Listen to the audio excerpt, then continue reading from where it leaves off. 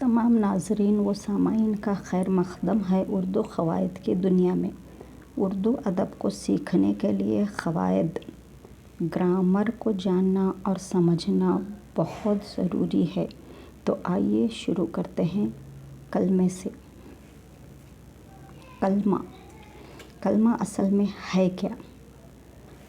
बातचीत को कलाम या कलमा कहते हैं।